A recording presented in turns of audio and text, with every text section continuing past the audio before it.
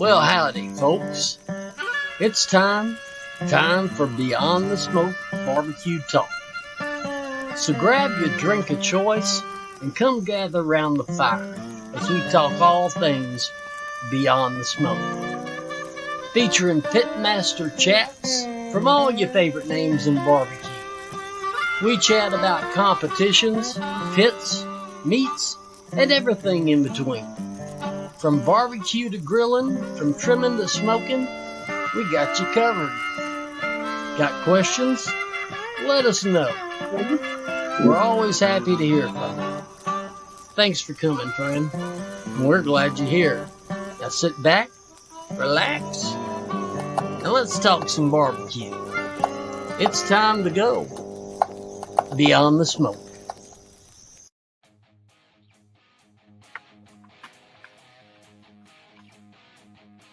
What's up, brother? What's up, guys? Going on? Shit, man, I think we're on. On. I see 2 check marks up here now, so I see one for Facebook and one for YouTube. So Nice. So I did see earlier. I did go on there at the beginning, and it looks like we were live, dude. So hell yeah. No. I guess my computer's being glitchy, so if you guys see me starting to get glitchy, let me know.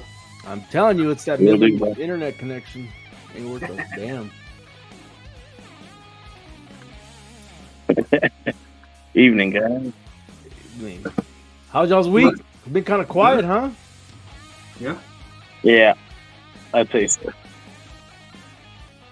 Yeah, everybody just busy, I guess, huh? Oh yeah, Yeah, I do. work. Do you have sports this weekend, Serge? Yeah. We had a game this weekend. Kids are doing good. I mean, it's pee-wee football, right? Some of those people take that shit pretty serious, though. Oh yeah. I'm not. Hardcore. Yeah, pretty hardcore. Where'd y'all play at? In Just Odessa? here in Odessa. Yeah, they've had a couple of games. Pretty much all the games have been here in Odessa, so not too bad. Not too bad. Yeah. What about y'all? Nah, we did all right, man, this weekend. Just kind of hung out with family and stuff. Took it easy. Yeah. Yeah, about the same over here. My oldest flew in from North Dakota, so we just hung out at the house with her. Nice. Did you cook anything or no? Nah, my wife did all the cooking. Got a little bro. Cause I don't cook no more, huh? Shoot. I cook for money. Oh, He shit. paid me. Yeah, no kidding, man. No kidding. But cool. What do y'all think about today's guest? Oh man, cooked with the guy a few times. Pretty cool. So Yeah. good people. Yeah, I remember when on my barbecue journey, I started looking on YouTube and his videos are were the first ones that come up as well. So pretty cool. I'll let Anthony. Why don't you introduce our guests and let's bring them on. Oh man, why you gonna put me on the spot like that, bro? I'll put you on the spot, dude. Yeah, come on, man. We're talking about the Brisket medic, man, himself. Yeah, out of where? Out of Lubbock, Texas. Hell yeah. Well, let's bring him on. Yes, sir. There he Hey is. guys, how are What's y'all? going on, brother? What's up, Zach? man? How's it going? What's going on? Good. Good. Running Good. Hey, I appreciate you being on the show, man. I know you're busy and you stay busy, so thanks for coming on. I know we were gonna bring you on earlier, but I guess your schedule didn't match up with what we had going. So, it's Yeah. understandable, No, man, I'm grateful that you guys had me on. I'm always excited to spend time with my barbecue family. Some of y'all I know, and like Anthony said, we've cooked together a few times. Yes, sir. I've probably met a few times, but I don't always have the best memory. But Yeah. I'm excited to be here. Cool, man. Cool. Thanks for being on. Like I said, Yeah, definitely. So tell us a little bit about the Brisket medic. Oh man, so geez, I started cooking a long time ago. It's kind of funny the full circle that barbecue has taken me. 2006, 2007, I was was young. I'm 19, 20 years old, and just started cooking because I was bored, really. Down in College Station, Texas, and my wife at the time, well, she was my girlfriend then. She worked at a restaurant, and the family there, they did cook-offs outside of College Station, a little town called Snook. And Snook, Texas has a famous cook-off called Chili Fest every year, and it is basically a giant party. And, I really wanted to go, and I wanted to be able to cook in it. And so Mr. Collins there at a restaurant called Check Tex. It's not there anymore. They have Snook Barbecue Company there now. Kind of let me watch them and taught me a few things. And I cooked, and we decided to do a couple of competitions throughout that time. Life happened, brought me back to Lubbock, and I didn't start cooking competition again. I stopped in like 2009. Didn't start cooking again until, and I want to say my first time back in an actual competition was somewhere right around 2020, maybe right before COVID. And it's funny because your guest just a few weeks ago, Gary Robertson, was at a cook-off. Anthony, I think you may have been there as a doubleheader with Ricky Branscombe in Lubbock. And that was like my first cook-off back in the actual cook-off game. First, actually sanctioned cook-offs. And Gary come up to me and we started talking. He's like, "Oh man, I saw some of your videos." It's like, please don't do anything. I started doing videos about that time because I was super bored and just really needed something to do. I had a business and COVID kind of shut that down, and I was just really, really bored. But it kind of came full circle when last year at the American Royal, one of my biggest sponsors was Snook Barbecue Company, and the Collins family sponsored us to go up there, and I was cooking with Pavia, and we got to walk the stage, and yeah, y'all walked sausage, didn't you? Yeah. What'd y'all make? I did a sausage boat. So basically just butterflied a piece of sausage and filled it with cream cheese and diced jalapeno and then put pickled jalapeno slices on it and glazed it. Just cooked it up. Y'all walked what, 12th, right? Something like that? We got 16th. Oh, okay. Yeah, well, shit, man. You got to walk. I was super pumped about being the first time at the Royal and getting to go get a ribbon. I was super excited, especially around the caliber of guys that were there. For sure. For sure. Absolutely. So is that the sausage that you made? Is a homemade sausage or what? No, I originally, I've got some sausage that I've been playing with.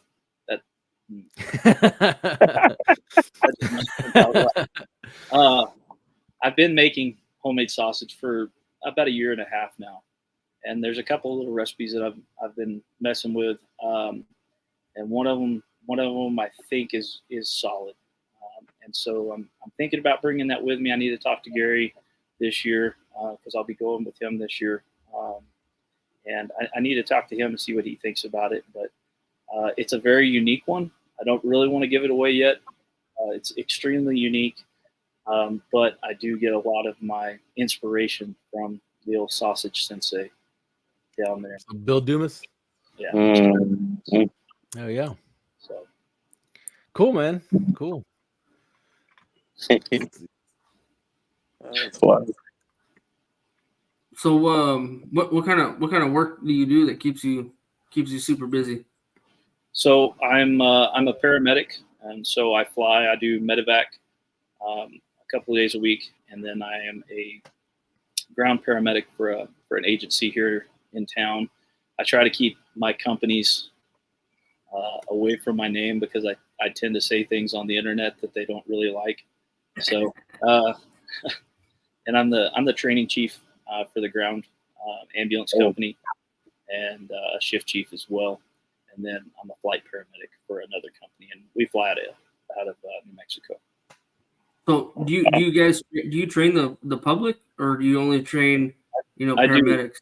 Yeah. So as kind of a side job, but also part of my job, We train the public. We do public outreach, but I also do CPR training, stop the bleed training.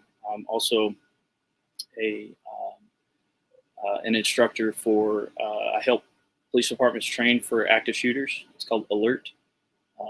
So I go in with a police chief of a town right outside of Lubbock, and I instruct those police officers how to do emergency tactical first aid. Oh wow! That's badass. Oh, that's awesome.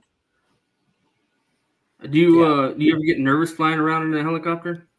Man, I think I'm just still more excited about it than nervous. I started in April of this year, and that was one of the things that I just always wanted to do the minute I got into EMS. I've been in EMS for over 7 years now, and the minute I got in, that was what I wanted to do. I wanted to be in a helicopter. And still to this day, even when we're just getting our butts kicked and we're just flying all day long and flying everywhere, I look out the window and go, dude, I'm getting paid to do this. This is awesome. That's badass. Yeah. Going from saving people's lives to making content to competing in barbecue, man, just all over the place, huh? Yeah, a little bit. The ADD gets the best of me sometimes, but it comes with some pretty good stories, I guess. So, how did you get into making content, by the way? I was just bored. I needed something to fill some time. I went from owning and operating a business to working a regular job. And I had a contracting company. And so it seemed like when I had a contracting company, I was just working all the time. If I wasn't at work, if I wasn't in the office, I was on the computer, I was on the phone. If I wasn't on the job site, I was on the phone. And it just seemed like I never had free time. And when I got free time, it was pretty torturous to me. I couldn't handle it. I hate sitting still. I hate not doing something. And it really got me bored.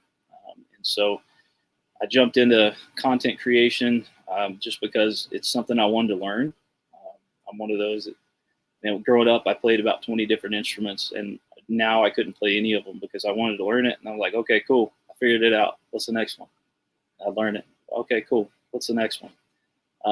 And, as an adult, I slowed that down to where I can actually retain some knowledge, and content creation has been one of those things that I haven't, perfected in any ways. And I don't think anybody ever will. It's just like medicine and cooking. I think the greatest thing about it is there's always something new. There's always, a new area to explore. And it keeps my mind and my hands busy. So it's always something really important for people like me.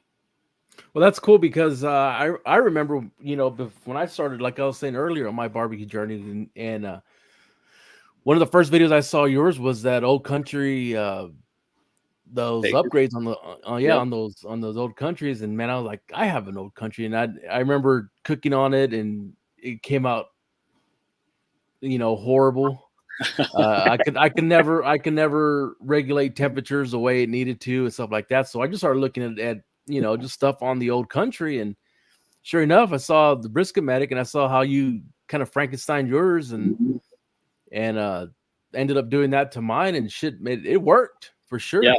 Yeah, for sure. That took me. I mean, that was like 6 months of just trial and error. And that was one of those things that it kept me busy. My dad. So growing up, my dad was a welder. I was born over in Odessa, and he welded out in the oil fields for many years. And so, it kind of, after he passed in 2010, that was kind of a reconnection, with my childhood, to be able to get there and start chopping up and welding things together. And it's funny because I'd look back and go, golly, Dad would not be happy with these welds. Would not be happy. But I can't weld either, so no. Can't weld for I shit. can grind. I'm a good grinder. I'm a terrible welder. Yeah, I think what did I do? Of course, I put that at extended stack on that short stack. Yeah. And then I think I cut the baffle plate out. And of course, I don't have the skills to insulate the damn firebox, so I didn't do that. But even with those two little modifications, that old country is a lot more regulated on temperature, and that damn thing gets hot. So, Yeah. which you never did before. You know what I mean? I always had the smoke coming out of the firebox rather than coming out through the stack. But just those two little, quick modifications to it, that thing's a cooking son of a gun now. So Yeah, for sure.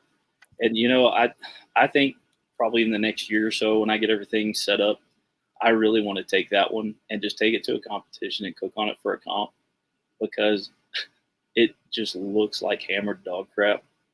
But it cooks so good. It just cooks so good. And it's a blast for me to be able to start cooking on something like that, and people go, "What the heck is that?" It would just make my day to win a competition cooking on that thing. Yeah, for sure. So how did the Brisket Medic name came in? It was just, I had gotten my medic license, and it was just one of those things that I just put together and decided that, nice, very good. It was one of those things that I just put it together, and it worked. It kind of rolled off the tongue well.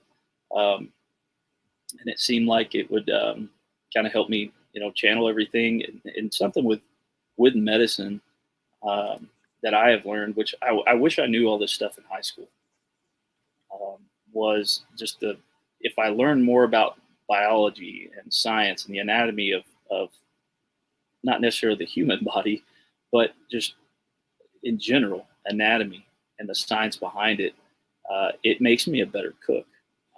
And at the same time, when I try to put science and cooking together, I'm more interested in the science. And it's one of those things that, like, and I loved cooking in high school. I just didn't know anything about it. And if I could have, put those two together, I wouldn't have got a 36 in biology. But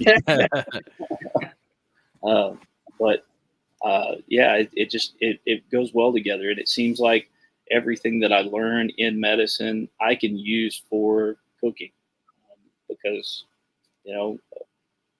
while I'm not cooking humans, cattle and the human anatomy are very similar when it comes down to the molecular level of meat and protein. And so the things that I learn, as far as, how things break down and what things turn into, and all those things through medicine, I can put into practice with cooking. And so Brisket Medic kind of just fit together. It just made sense. Cool. Do you teach the other medics how to cook? So the other day, I had a pilot, and he'd been asking me for a while about, teach me this, teach me this, teach me this. And so finally, he just showed up with a brisket. So I was like, yeah, I will put on a class, this and that. He just showed up with a brisket to the hangar the other day, and I said, okay, but you're going to do it all, and I'm just going to talk to you. We're going to talk through it. You're going to do everything. And that guy, he listened. He brought everything he needed. Everything that I had talked to him about in the past, he remembered it, and he listened. He brought everything he needed. And so we went through and we did a cook. And, it was on a pellet smoker, because that's all we're allowed to have there at the base. But he did a phenomenal job. It was his first ever brisket. And you know what? If he could replicate that one over and over again, he'll never be upset. He did a really good job. And I love teaching people. That's like my biggest passion is teaching. And that's probably why I'm in training and why I do videos. It's just, I really love sharing things with people. And sometimes I can go back and go, hey, you know what I told you a few months ago? That was dumb. Don't do that. But I really enjoy teaching, and I'd love to put on some classes sometime. My goal is to be able to put on a class where people don't have to pay to come. If I could get some corporate sponsors together to pay for everything, I'd love to put on a class for free for folks, and I think that would be just outstanding. Well, I get that. I get that from your videos. That it's more of a like a lecture type video, and you're actually learning rather than just talking to to a camera, and you're kind of explaining everything. I could see how y'all are technical the way like your pilot. As far as that goes, is they got to be super technical, right? Those type of guys. So it's pretty cool, and that's what I like about it too. I like the science of everything. When it comes to cooking, stuff like that. I mean, it's funny you're saying that because I got this right in front of my desk. Meathead, Nice. the science of barbecue. So Yeah, that's kind absolutely. of where I go to stuff too. So pretty I'll cool. tell you, if you like books, one of the best books that helped me out, it wasn't even about barbecue. It's called The Science and Lure of the Kitchen. And it's a literal textbook for cooking. It's about that thick, and it's written just like a college textbook.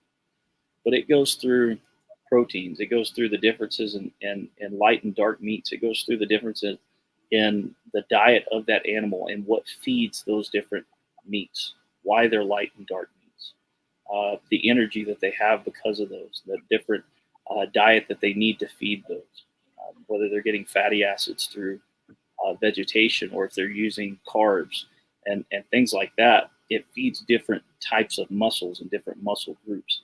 And I mean, all that information is used in barbecue. And I mean, it breaks down everything from classical French cooking to sauces to some barbecue. And it's just absolutely an amazing book. So if you're into books, you got time, check out The Science and Lure of the Kitchen. Man, y'all are different than me. Throw me 2 pieces of meat, I'll fuck the first one up and I'll figure out what I did wrong. All right after that. Right. You know, I'm that way too. You know, I can do that too. It's part of it. I think that's the fun part, right? The experiments. Those are the fun parts. But yeah, I mean, meat's expensive right now. I don't know where y'all living, but golly, I can't. I thought it was pretty cool, like seeing your videos myself. That was someone actually doing it kind of in my local area, putting on, you know, videos that I was interested in, real engaging, and like you'd actually learn something from watching your videos, like something you might not even think of. The normal person might say, "Hey, yeah, I should try that." So it was pretty cool. I really liked it, especially Yeah, like your brisket videos. yeah, it's funny. It's funny Anthony says that because I don't think in any of your videos you say where you're from, but dude, I heard that wind and I'm like, I know that wind. I know that sound. I know that's got to be over here somewhere. Yeah. So then to find out that you're, out of Lubbock and out of this area is pretty cool, man. Yeah. Yeah. And, those are things that people just don't really think about. There's places in America that have wind like us, but it's very rare that it's just constantly like us. And it's also rare that it's coupled with the dry air that we have. Right. I think it's funny, guys are so dead set in their ways about what you have to do, what you don't have to do. And, they're in Miami and, you got 99% humidity all the time and no wind. Well, I mean, of course I got to cook different than you. Yeah, I spritz. Yeah, there's nothing wrong with spritzing because I got to keep the humidity in the cook chamber up. You don't have to when it's 99% humidity outside. And there's some hard and fast rules of cooking, but not a lot. There's really not that many hard and fast rules about cooking. And it's just it is a journey. I like how y'all put that. Asked about the barbecue journey, and you say that you started your barbecue journey, and it is a journey, because everything's different. There's always going to be some sort of a detour in the road or a bump in the road or something that you just got to navigate around. You got to adapt and overcome because we can all four of us go buy briskets and buy them from the same exact source and then be 4 different briskets. I mean, I can get a left brisket and a right brisket from the same exact cow and them not cook exactly the same. And so there's a little bit of leeway. There's a little bit of differences that we have to work with and make do. And I thrive really hard in those environments. You've got to make those adjustments, and that's what barbecue is. It's what cooking is. What would you tell somebody who wants to do content, right?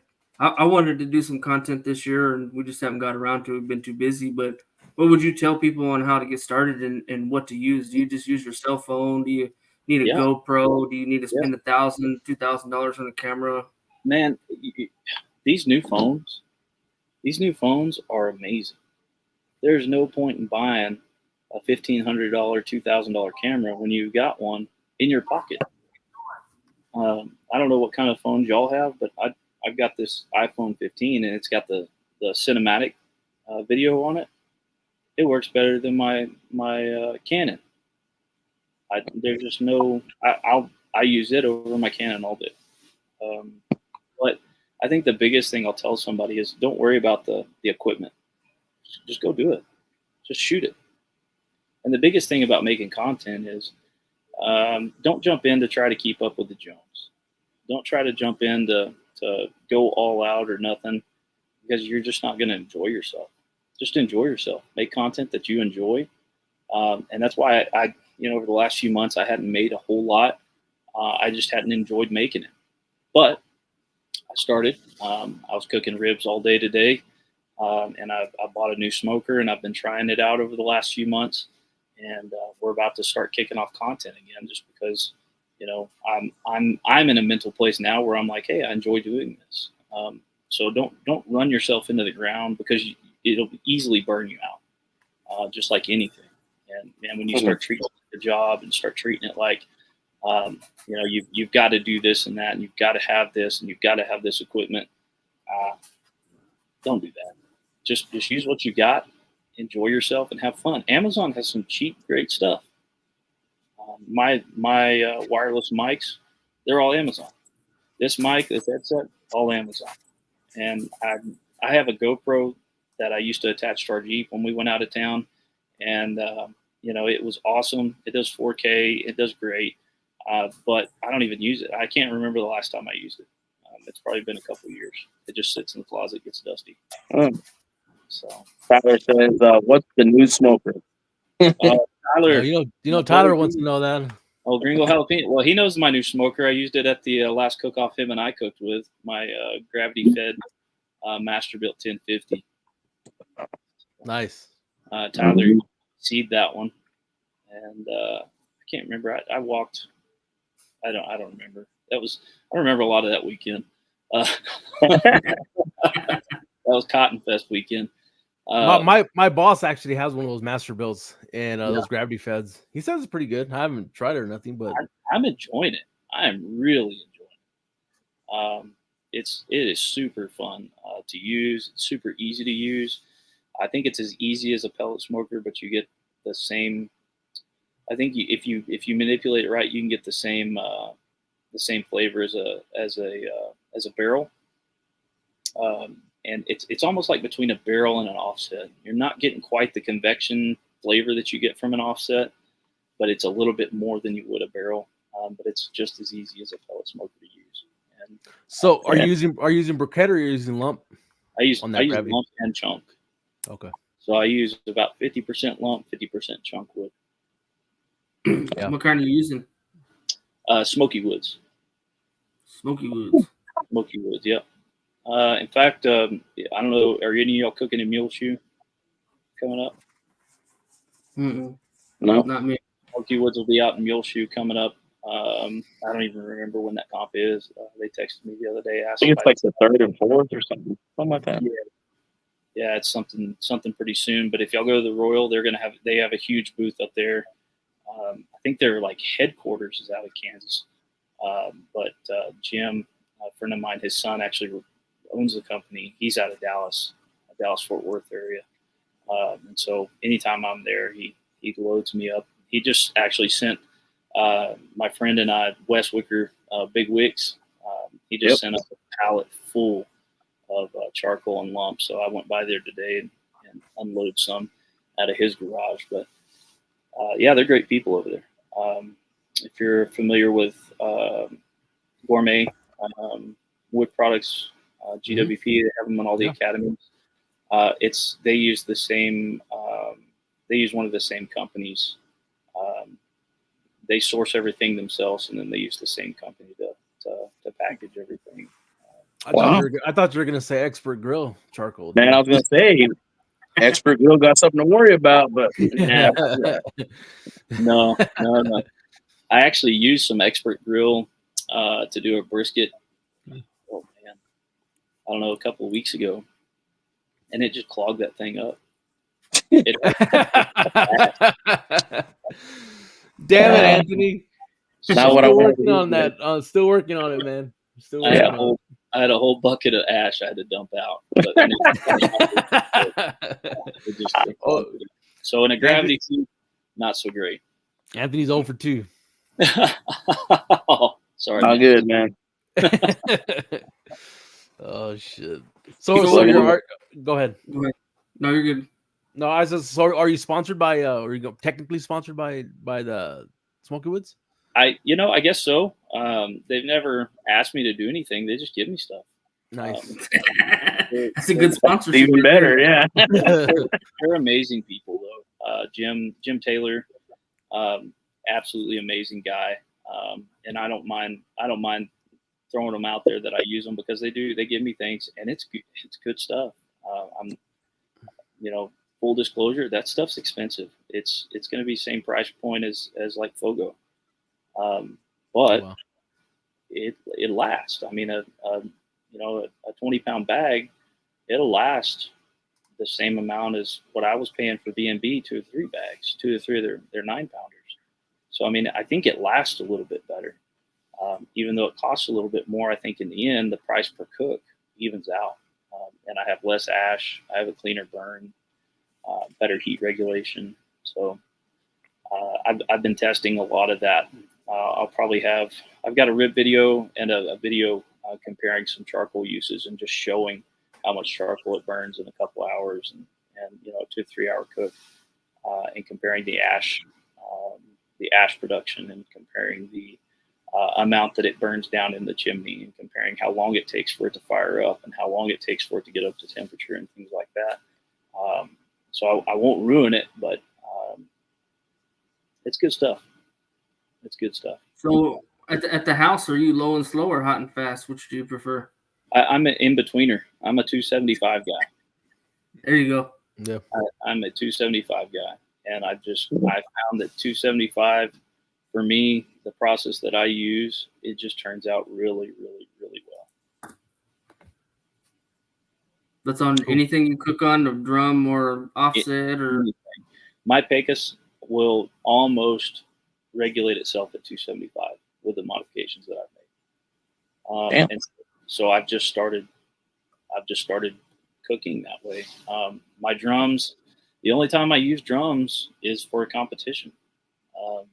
And so I run those about 325. I'm not a 400 degree hot and fast guy. I just can't. I can't pay attention to a pit that long. I can't do it. I'll screw up. I'll walk off and you'll have a fire. My drum will look like Aaron's, just ugly. So. Yeah, we know an Amish-looking fella that likes to run his drums pretty hot. Wonder who that is. Right. So you still have that old country then? You're still cooking on it then? Well, I haven't cooked on it in a while. It's in storage right now. Okay. So it's been. Get rid of that one, man. Can't get rid of that one. Get rid of that. Yeah. Yeah. So where I'm at now, I've got my gravity fed. I've got 3 Webers, a little small country smoker, I think is the brand of it, a little pellet smoker with like a 14 by 14 cooking grate that I can throw in the back of the pickup and use it anytime. So, but my Green Mountain, I've got 3 offsets. 2 of them are kind of homemade, and then my Pecos and my drums, and then my ceramic Acorn Kamado are all in storage. Damn it. Hell of an arsenal. Do what? Hell of an arsenal there. Yeah, I picked up a little bit of an addiction over the last 4 or 5 years, and they accumulated quickly. Yeah, I'm almost out of room. So It's funny you mentioned that, Tyler. I'm looking at one. I'm looking at one that we're about to take out of the fleet, and Wow, I am considering that one. that'd it be wouldn't pretty be too cool. bad. Yeah. Yeah, just turn on your lights and go, right? Absolutely. Hell yeah. Hell yeah, you That's can gonna be imagine a big old IV bag doing the slow drip into a brisket. You're in the cook. During the cook. that's gonna be like a competition vehicle, or just like a one that you go out and be a vendor in the I events, think, or what? so I've got a 26-foot enclosed trailer that I'm about to start building out into a food trailer. And I'm thinking I'm just going to put a small living quarters in the front, and it'll be a combination of the two. Mhm. And this ambulance is it's big enough to pull it. So I'm thinking of doing that, and I'd really like to turn into kind of a camper.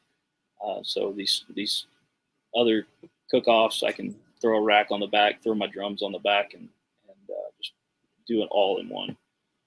Go together and cook out of it. But I'll wrap it with Brisket Medic stuff and use it as a kind of a YouTube billboard too. Nice. That's cool. That'd be pretty cool, man. I wonder if there's a law, like if you get one of those, you gotta automatically take the lights off of it, or how that works. Yeah. So in Texas, you can't have red and blues. So I'll have to take the blues out. So it's very there's a few technicalities to it, but they're pretty easy to accommodate. Yeah. So as long as I'm not impersonating an ambulance. Right. There might be some IV bags in there, but it's going to be for me at a cook-off. You're gonna have No. old Sam coming to your ambulance, one in an IV in the morning. Yeah. So what do you Yeah. think is your strongest cook? What do you like to cook the most whenever you are comp? Oh man, I think brisket. I think is my strongest. Ribs are a close second. I still suck at chicken.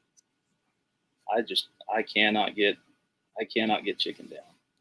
I've tried every which way, and I just need to be consistent. I think is my biggest thing. Is if I don't do good once, I change it up instead of just sticking with it.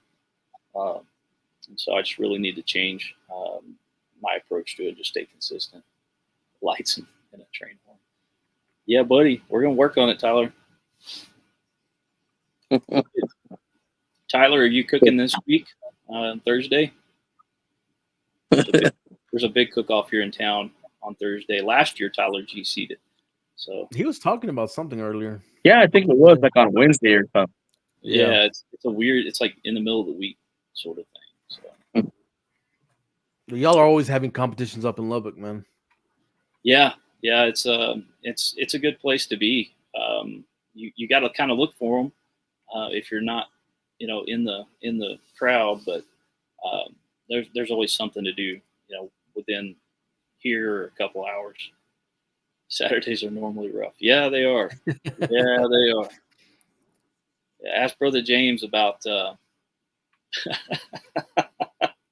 Oh, Tyler, ask Brother James about things being rough at the Royal last year. Sometime he'll tell you a good story. That hopefully not on camera. So how did you and James get going? I know y'all did some content together, didn't you? Yeah, we cooked together 3 or 4 times last year before the Royal. Yeah, you're right. I am a member on the barbecue league, my friend. That's right. Kevin got his video out there. Just letting you know. Yeah. Little reminder. You're right. So we cooked together a few times. Actually, we cooked cooking for Cowboy, Aaron's competition together. Where else did we cook? We cooked another one before the Royal together, and I can't remember. I met him at Uvalde 2 years ago.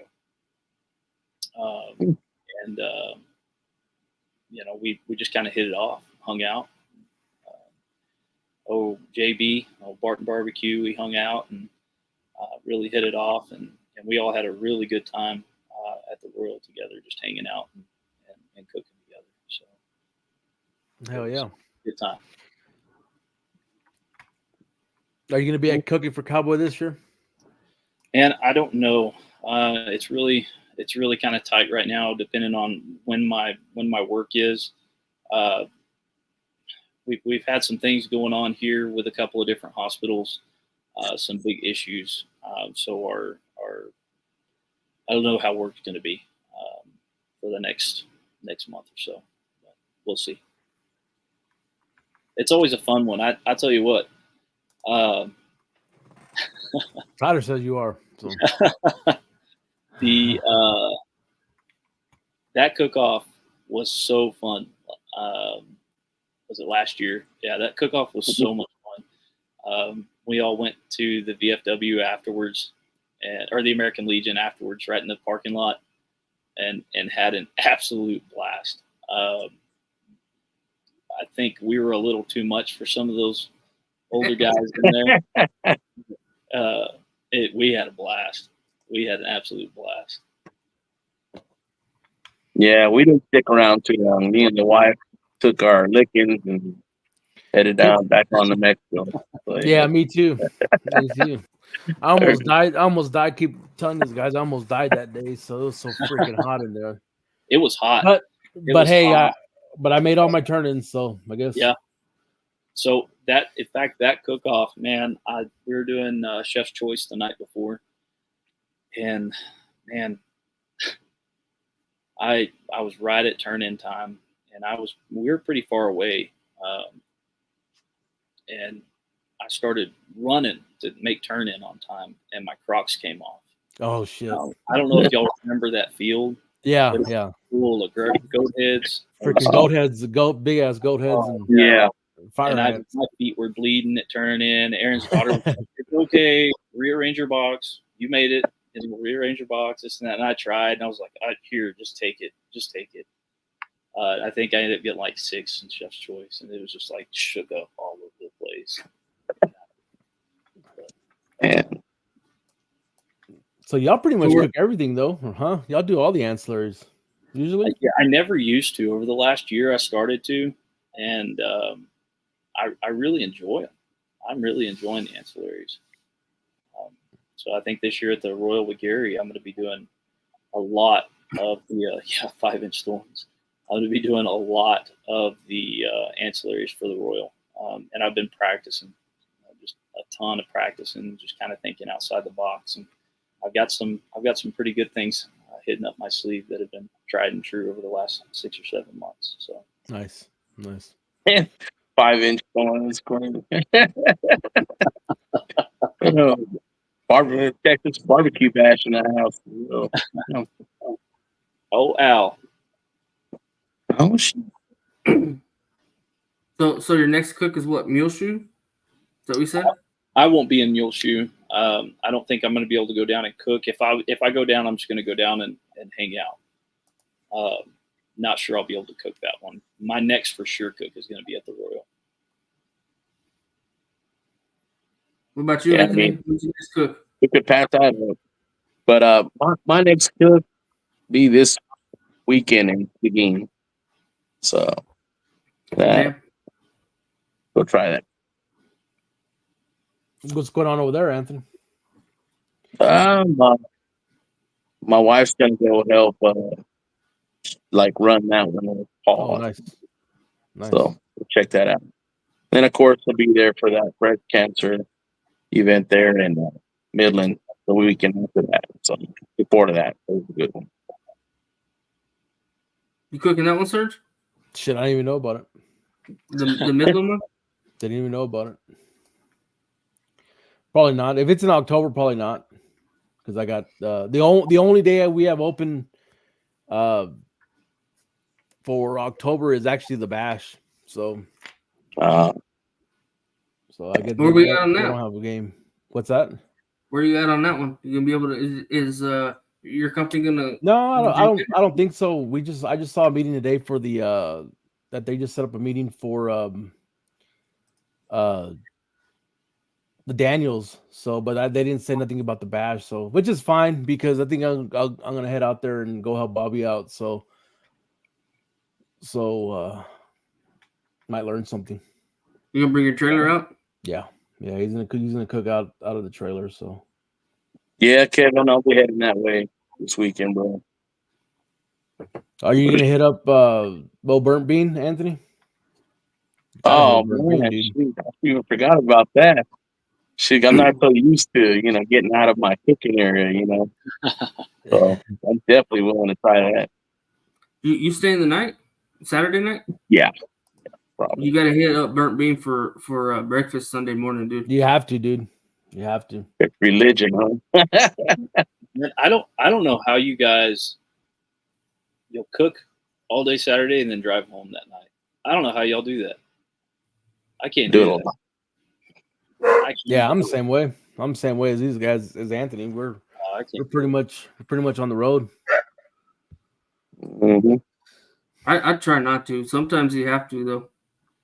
Yeah. No, I'm good. I'll stay because I don't drink enough water all day. I drink too many beers all day. There ain't no way I'm driving home. It's definitely a pain in the ass because you gotta regulate your drinking, right? Like, well, shit, I can't drink after 12 or 1 or whatever it is, or I can't drink at all or whatever. Yeah. It's definitely a nightmare. I don't know about you boys. I get a little bit of anxiety at turn-ins, or at awards, and I like to take a couple beers with me to help settle me down. So it definitely sucks when we have to drive back Saturday. Solomon says it sets that cruise at 85.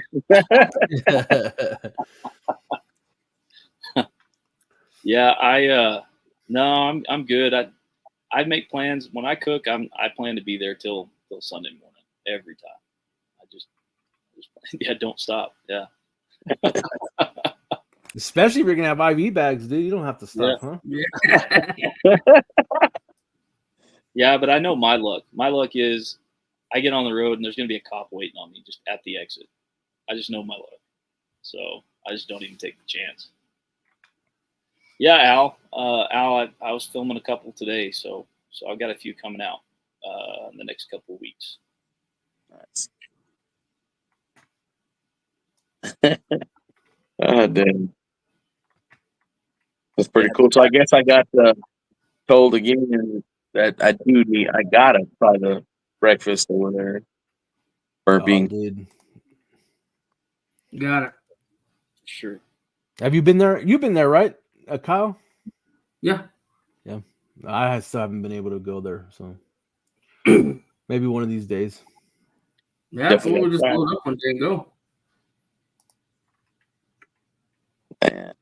Kyle tries all those barbecue joints, though. All over the place, man. All over the place. Oh shit. So, are you ever do any content at the comps? I think I seen one at the Royal or something, right? But you do them just regular. A little bit, but I feel like I'm just so busy. I don't know how these guys that do comps and they do content at the same time. I don't know how they do it.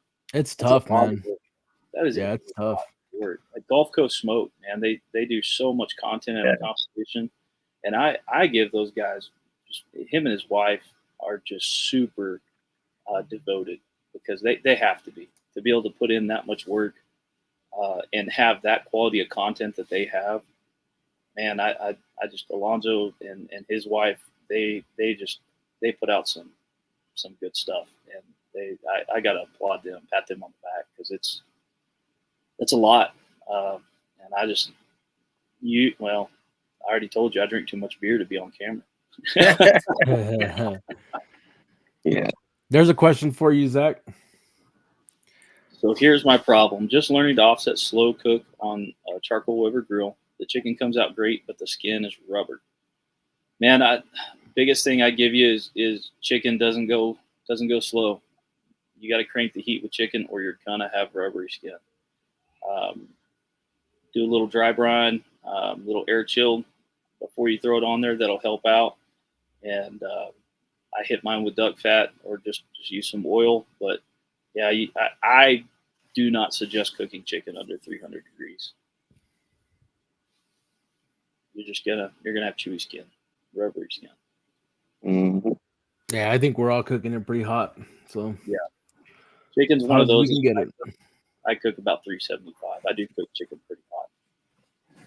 Yeah, when I first started out, I was over taking a bite at a thigh and I ended up ripping the whole skin off the whole half of the bird. Yep. Yep. Yeah, I think chicken, poultry, it absorbs smoke so quickly. Yes. And if you cook it low, you're gonna have a bitter taste to it anyways, and it's gonna have a real rubbery skin. And there's some places around here that I cook chicken and I've actually done well with, but I felt like I just burned the crap out of it. But it looked like a backyard chicken. It looked like a backyard cook, and it tasted like a backyard cook, and that's just what the judges were used to. And it did well with. But you gotta cook chicken hot. You just have to. Mm-hmm. Yeah, I think we really need to follow closely on Kyle there and get a better understanding of that chicken there. Maybe a recipe tip or something. Yeah. I need. He mentioned that. I need to. I've seen that video once before, and I'm kind of a nerd when I watch those videos because man, I'll write everything down, and then I create a timeline, and I write down their timelines, and then I try to adjust it to what I can do, and then I'll actually practice it in the same form as a competition. So if they're an hour in, they do this, and 20 minutes later they do this. I try to create a timeline that'll coincide with an actual competition, and I kind of nerd out with it, and it takes me a while to get through it. But again, my problem is I'll have all those notes, and then if I don't do well, I'm like, screw it, I got to do something else. And I got to be more patient and just let the process work. Do you still get a little bit of nerves whenever you're before turn-ins, Zach? Every time. Yeah. No, I'm the same way. I tell these guys every time, well, whenever I do cook, I like, dude, just don't come around before chicken. Once chicken's done, chicken's turned in, then I'm good. But yeah, but the whole before chicken and making sure, because I guess that sets your whole timeline, right? As far as where you're at. So if you're running behind, then you're gonna be behind under everything else. So yeah, that's on competition days, I drink a beer after my first beer of competition day is after I turn in chicken. And then I will only have a beer for each turn in. And then after that, it's on. Serge, we need to go down and do a KCBS together, dude. And then that CBA and stuff, they won't even bother you those turn-in times. Oh, yeah, I know, dude. I know. I would like to. I've done a few KCBS by myself, and those 30-minute windows, they will wreck you. They are rough. Just on it. Yeah. I remember I did like 3 or 4 CBAs in a row, and then I did an IBCA, and I was like bored in between turn-ins. What am I doing? What do I do now? I still got an hour. Yeah, Tyler, that's where you're messing up. Hey, Tyler, we do a fireball shot at 9:20 in the morning, so I guess that's not my first drink as a turn-in, but I do a fireball shot. Why 9:20? I don't know. It's just something. When I went to the Jack a couple of years ago with Gary and Aaron, Ferg, he called us over and had a shot at 9:20 and said that's just the thing to do. So I just do it. Who was it? Fergalicious Barbecue. Oh, Richard Fergola. Yeah, Fergola. Yeah, just something I picked up and started doing. It seems like it's kind of a lull then, kind of a dead time. There's really nothing going on. You've already got your ribs on, your pork's already on, brisket's more than been on, and so you're kind of at a dead time there. It's a good time to get together with everybody, tell them good luck, have a shot, get back to work. Mm-hmm. Oh man, That's Coleman drink all night, you win. Kind of set the tone. That's the tone. I think he did that in Brownfield that year. Anthony, remember that? Brownfield, was it last year? Can't remember. I think it was last year. Was it that Great American Cook-Off? Yeah, or maybe the year before. Yeah, it was Probably the year before. Yeah, I'm looking at my first place Brisket trophy 2023. Yeah, I think that's one of them. Yeah. This guy. It was a fun time. That was a good cook-off. We did really good. You did good. We did great. Merrick did really good. I think a lot of us local guys did really well at that cook-off. Yep. How do you feel about how many cooks we have over in West Texas area? Think we need more cooks in this area? Not actual cooks themselves, but cook-offs. I think we've got a good number of cooks. I think some of the best cooks in the state are coming from our area. Now, there's a lot of great ones from the Houston, San Antonio, and Austin area too. But I think we've got a lot of amazing cooks in West Texas, and more cook-offs would benefit us for sure. I'd love to see another KCBS besides just over at Tech, and that's always a really fun cook-off. The Raider Red Meats cook-off is always a blast. This year, my buddy John called me up. John Reeves of Smoking X. He called me up and asked me to help out with the Friday night bash and to help some of those cooks out. And I had an absolute blast with those guys, and the competition went really well. Those students that run it just absolutely bust their tails to make sure you have a good experience. I've cooked that competition 3 years now, and I've always had a really good time there.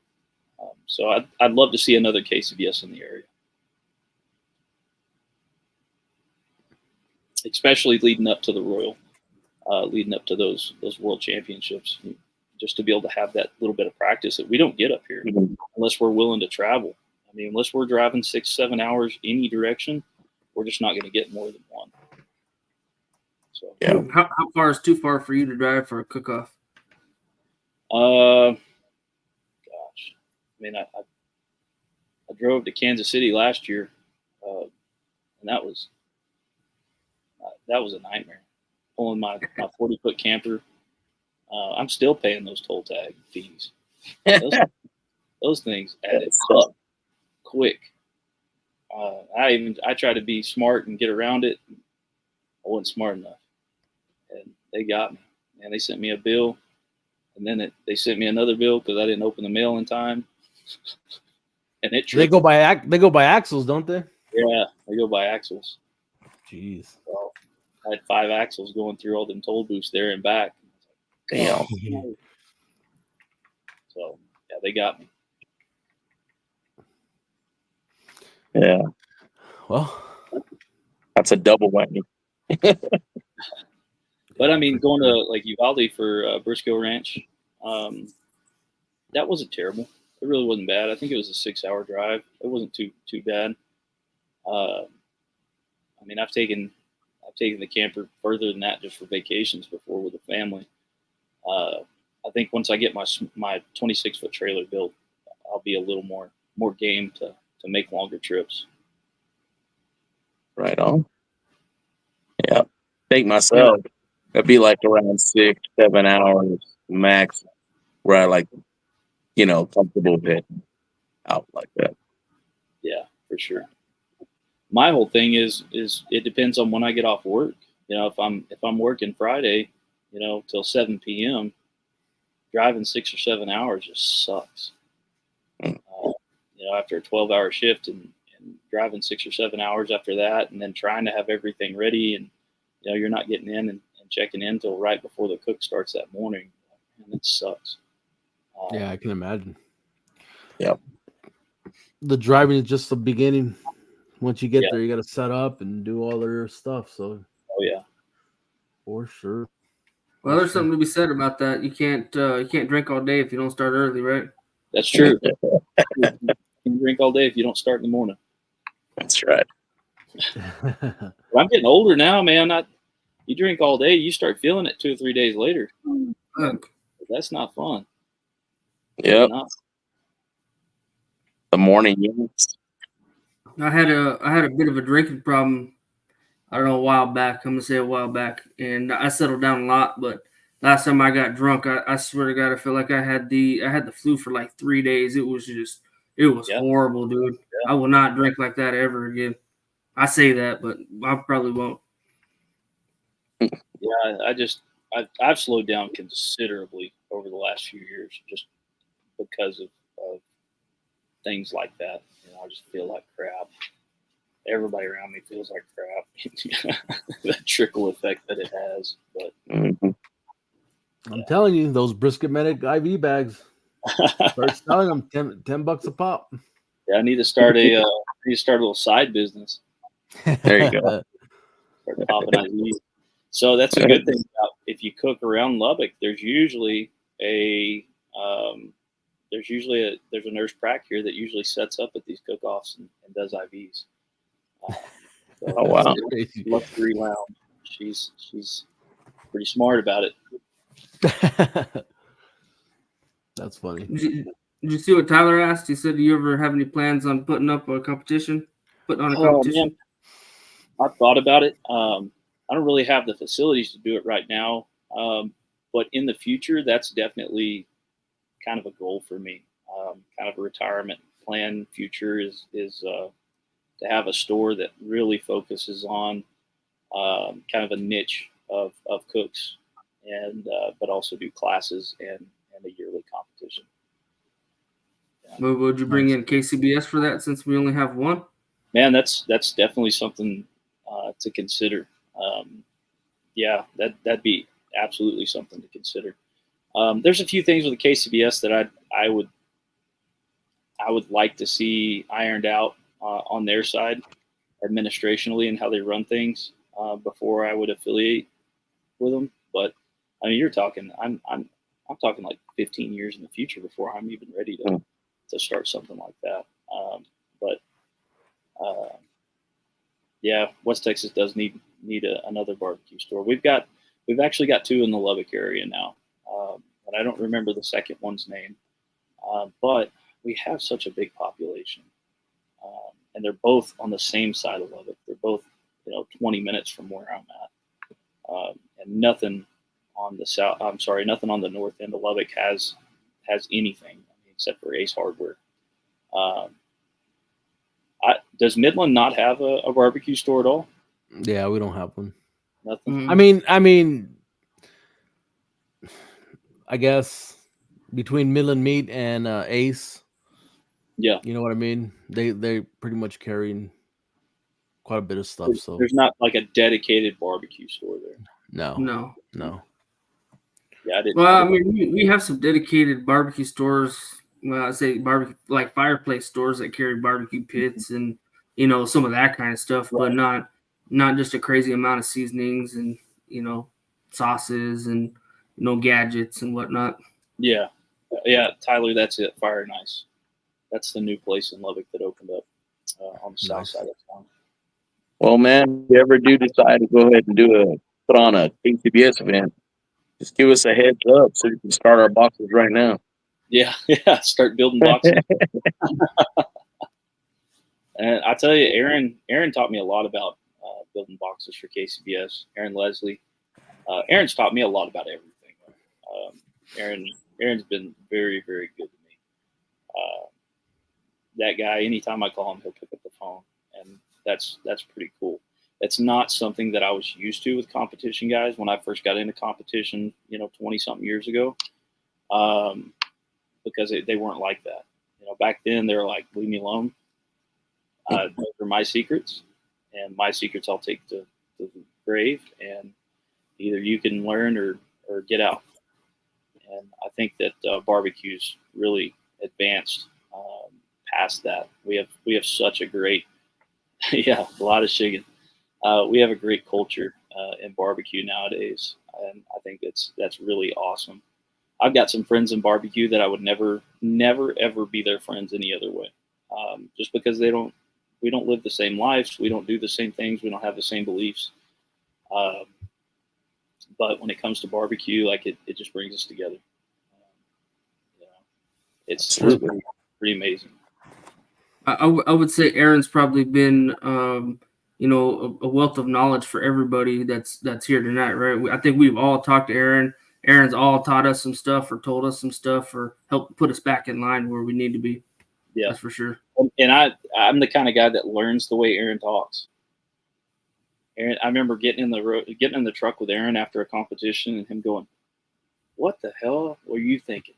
Why did you do that?" Well, I don't know, Aaron. I don't know. He's like, "You know better than that.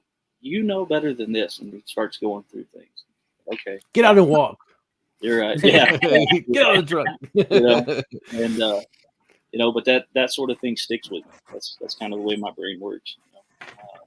And I think Aaron's kind of a hard person when you first meet him because you don't really know how to take him. And then when you get to know him, you're like, okay, this dude's solid. Yeah, for sure. Absolutely. So, yeah, between Aaron and Merrick Kager here in Lubbock, Smoking Raiders. Yep. He doesn't compete as much anymore, but that dude is a bad man when it comes to cooking. And he is a wealth of knowledge, and he will share. I think he's willing to share a lot of stuff with you because he wants you to do all his prep work for him. But he's awesome. He's just a genuinely good dude, and so is Aaron. Man, there's really not a lot of people in barbecue that I've met that aren't just genuinely good people. There's a lot of people that you may have some notions about going into it that they're arrogant or this and that. And you actually just start talking to them and you're not interrupting them like during a cook. Mm-hmm. And they're awesome people. They're great people. And they want our field to expand.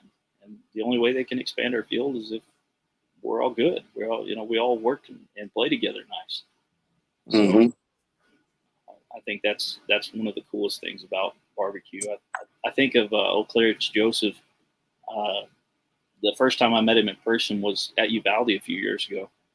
And like just sitting there, him and I would talk quite a bit, like through YouTube and on Facebook. And we have very different political views, very different political views. And me and him would never, ever, ever in any other circumstance come across each other's paths, ever.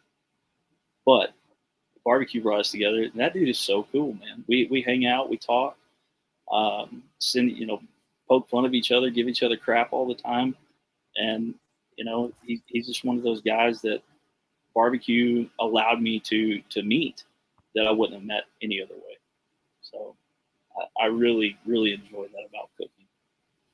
So is that one of your, I guess your upsides of doing competition barbecue videos, that kind of stuff, like the people you meet or like the places it takes you or the lessons that you learn or what? All the above. I think the journey itself, it encapsulates so much more than just where you're going. But the people you meet, the places you go, the things you learn, the lessons you learn. And I mean, you learn life lessons more than anything. Just all kinds of stuff. I remember Aaron getting frustrated with me one time because I was just cutting bags of charcoal open because they were frustrating me. I couldn't get them untied. Zach, you slow down. Just slow down. Slow down. If you'll just slow down and trust the process and go through it, it's going to change your mindset for the rest of the day. But you're starting your whole day off frustrated and upset and angry because you couldn't get a string untied. And, you're sitting there teaching me life lessons, and it's about barbecue. And so it's fully encapsulated for sure. I agree with that. Well, that was well said. Well said, man. Anything else you want to bring up? We're pushing a little bit over an hour now, so.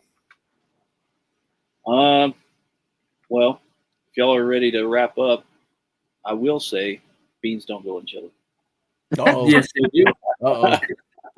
Here we go. Here we go, Kyle. Hey, I'm telling you, man, you gotta. I don't know if you haven't tried it yet, bro. You need to go down there and try that fucking Wendy's chili. You got a little bit of cheese and a little bit of sauce on that shit. It's gonna be a new sponsor. Sponsor my Wendy's. Yeah. Way to go, I'll come over. Colin. Colin, that's true, man. Don't let 10 minutes steal the rest of your day. That's very true. Sure. And then there's this one. Yeah. I'll just cut yours open. Give you bad luck. Hey, if you have some expert charcoal, you don't have to worry about cutting open. The fucking bags are torn open. Exactly. It'll fall open for you. Right. Fall open. That rock at the bottom just helps. Oh shit, man. Well, cool, Zach. I'll let you get going, man, and we're gonna call it. And I appreciate you being on, dude, for sure. Thanks again, brother. Yeah, Thanks, Good to see you, Anthony.